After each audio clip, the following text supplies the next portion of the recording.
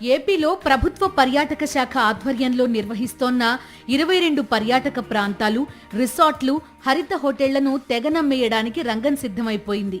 వీటిని తమ అనుయాయులకు చిల్లర పైసలకు కట్టబెట్టేసి ఆ తర్వాత క్విడ్ ప్రోకో కింద కోట్లు లాగేయడానికి చంద్రబాబు నాయుడు ప్రభుత్వం స్కెచ్ గీసిందన్న ఆరోపణలు వినిపిస్తున్నాయి. వీటితో పాటు విజయవాడలో 133 ఎకరాల విస్తీర్ణంలో ఉన్న ప్రతిష్టాత్మక భవానీ ఐలాండ్, బెరం పార్క్లను కూడా పచ్చ బ్యాచ్ కు అప్పగించేయాలని నిర్ణయించేశారు.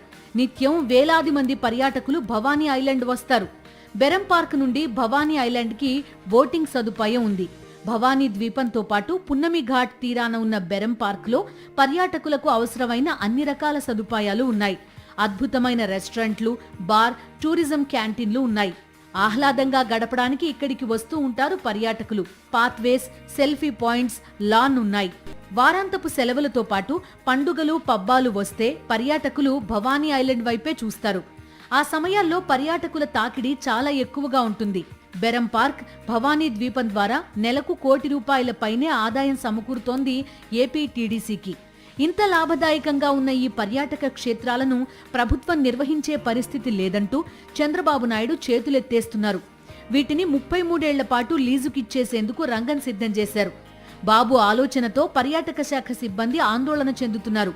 ప్రభుత్వంలో పనిచేస్తోన్న తాము రానున్న రోజుల్లో ప్రైవేట్ వ్యాపారుల కనుసన్నల్లో పనిచేయాలన్న ఆలోచనే వారిని కంగారు పెడుతోంది. ప్రభుత్వ అజమాయిషీలో ఉన్న భవానీ ఐలాండ్ ని ప్రైవేటు వ్యాపారులకు కట్టబెట్టడాన్ని విజయవాడ వాసులు జీర్ణించుకోలేకపోతున్నారు. దీనికి తాము అంగీకరించే ప్రసక్తే లేదంటున్నారు వారు. రాష్ట్ర వ్యాప్తంగా ఉన్న 22 పర్యాటక హోటళ్లను ఇదే పద్ధతిలో 33 ఏళ్లకు లీజుకు కట్టబెట్టేందుకు టెండర్లు పిలుస్తున్నారు. టెండర్ దక్కించుకున్న వ్యాపారి వీటి ఆదాయాలను సొంతం చేసుకున్నందుకు గాను పర్యాటక శాఖకు ఏటా నామమాత్రపు లీజును చెల్లించేలా ఒప్పందం చేసుకోబోతున్నారు. ఇదే జరిగితే పర్యాటకులకు ఇబ్బందులు తప్పవంటున్నారు నిపుణులు. ప్రైవేటు వ్యాపారులు కేవలం లాభాల కోసమే నిర్ణయాలు తీసుకుంటారు తప్ప పర్యాటకుల గురించి కానీ, సిబ్బంది గురించి కానీ ఆలోచనే చెయ్యరు. అందుకే వీటి ప్రైవేటీకరణ ఆలోచనను వెనక్కి తీసుకోవాలని విపక్షాలు డిమాండ్ చేస్తున్నాయి.